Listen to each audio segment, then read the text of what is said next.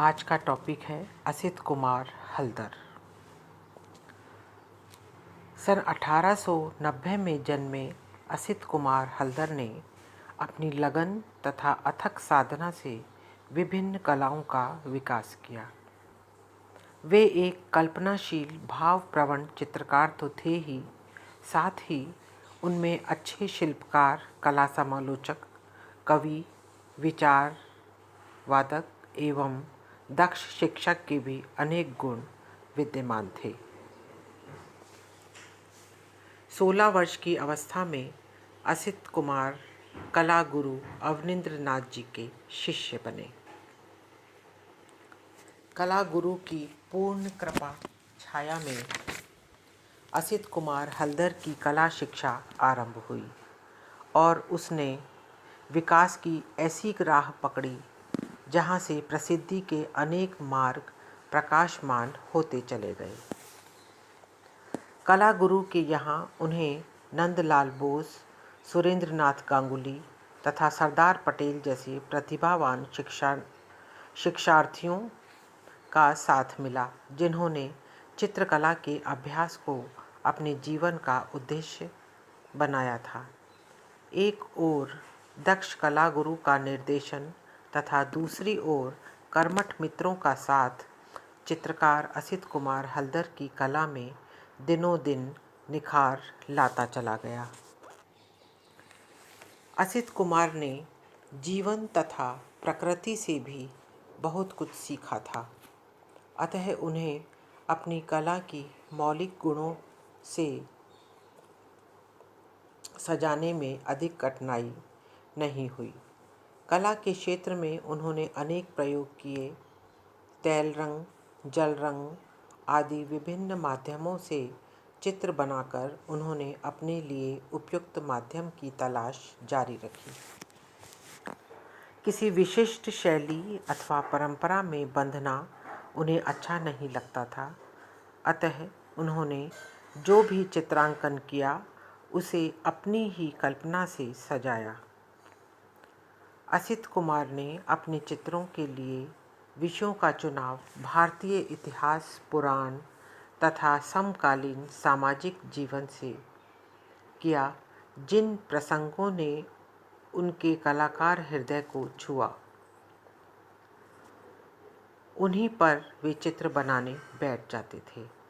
उन्होंने मात्र 12 वर्ष की आयु में महाभारत के एक प्रसंग द्रोणाचार्य द्वारा अर्जुन की धनुर्विद्या का दान पर सुंदर चित्र का सृजन किया। बाद में वे पौराणिक तथा ऐतिहासिक चित्रों के सृजन में बड़ी लगन के साथ जुट गए। उन्होंने अशोकवन में सीता, रामलीला, कृष्ण और यशोदा, यशोदानंदन, दमयंती आदि अनेक चित्र बनाए। भगवान बुद्ध के जीवन प्रसंग को लेकर उन्होंने कोई 30 चित्रों की एक श्रृंखला बनाई। ये सभी चित्र उनकी कल्पनाशीलता, श्रेष्ठ रेखांकन क्षमता तथा प्रभावशाली रंग योजना के प्रतीक हैं। विभिन्न भावों के अनुरूप चित्र में रेखाओं तथा रंगों का चयन करने में असित कुमार अत्यंत दक्ष थे। उनके सभी चित्रों में हमें भारतीय संस्कृति के प्रति अनुराग का परिचय मिलता है। असित कुमार के कुछ समकालीन कला समीक्षकों ने उनके चित्रों को मात्र रूप एवं रंगों का भेद बताया और कहा कि उसमें मौलिकता का अभाव है। वे छाया चित्रण तथा कैलेंडर कला के अधिक निकट हैं, किंतु आगे चलकर समीक्षकों की इसी आलोचनात्मक दृष्टि में परिवर्तन हो गया और उन्हें कल्पनाशील भावपूर्ण चित्र सर्जक के रूप में मान्यता प्राप्त हुई।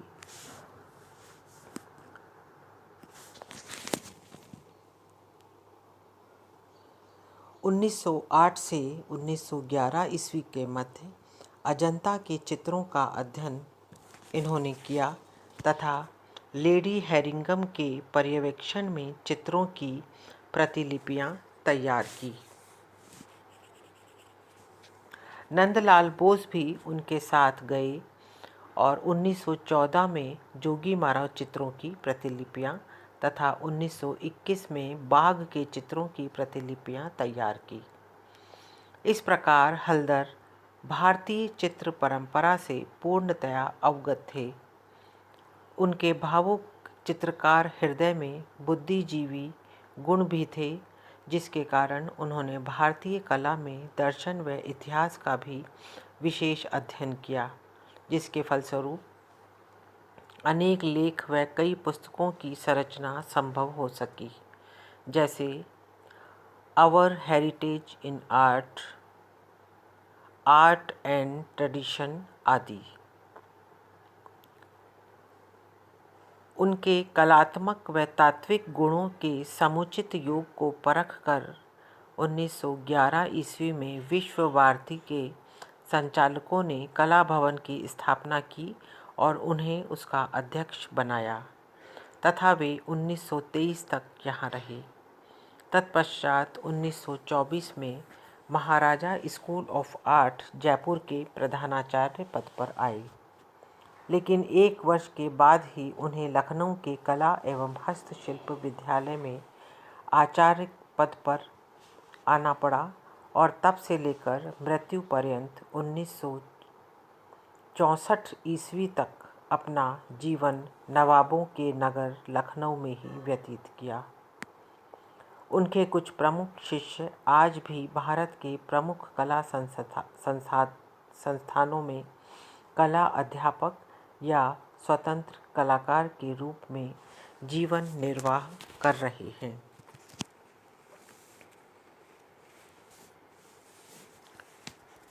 विश्व भारती में प्रभावित होकर हल्दर ने रविंद्रनाथ ठाकुर की एक प्रतिमा बनाई, जिसे देखकर कला गुरु ने कहा, यह आपकी आत्मा का स्वतंत्र विलास है कि अपनी चेतना से आपने मिट्टी में प्राण फूंक दिए, अपनी श्रद्धा ज्वाला से मूर्ति में ज्वलंत प्रकाश भर दिया है। आपका स्वप्न एक ऐसी कलाकृति के रूप में मूर्तिमान हुआ है जिसमें रूप तो मेरा है और आनंद आपका है। असित कुमार ने अपने चित्रांकन में प्रकृति पर विशेष बल दिया। आकृतियों के साथ साथ पेड़ पौधों, आकाश, बादल, पानी, वनस्पति आदि का चित्रण भी उन्होंने सुघड़ता के साथ किया। उनके चित्रों में प्राकृतिक काव्य के दर्शन होते हैं।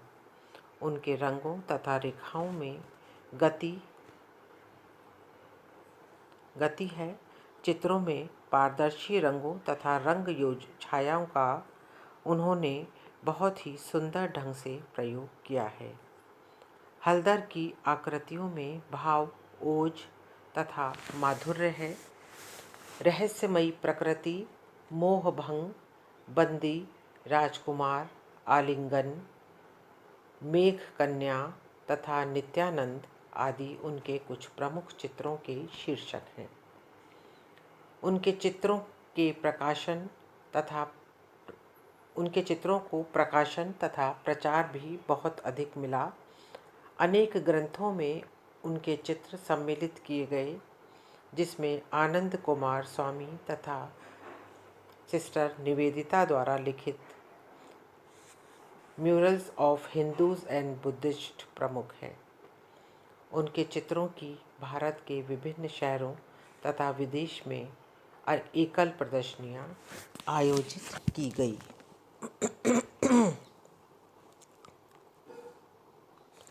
उनके योगदान की सराहना देश विदेश में भी कई जगह हुई। अनेक संग्रहालयों में उनके चित्र संग्रहित हैं। उन्हें लंदन की रॉयल सोसाइटी ऑफ आर्ट की फेलोशिप भी प्रदान की गई। हल्दर ने लकड़ी, रेशम, भित्ति, कागज, कैनवास आदि विभिन्न धरातलों पर चित्रण कार्य किया। उन्होंने अपने संयोजनों में सदैव सरलता का ध्यान रखा। इनकी रेखाएं मृदु वर्ण विधान सुरुचिपूर्ण व सुकोमल व रूप सृजन मौलिक रहा है। सूक्ष्म कला संबंधी भी उन्होंने अनेक प्रयोग किए। उनके और प्रमुख चित्रों में ऋतु संहार, उमर खयाम व अकबर जैसे अनेक चित्र हैं।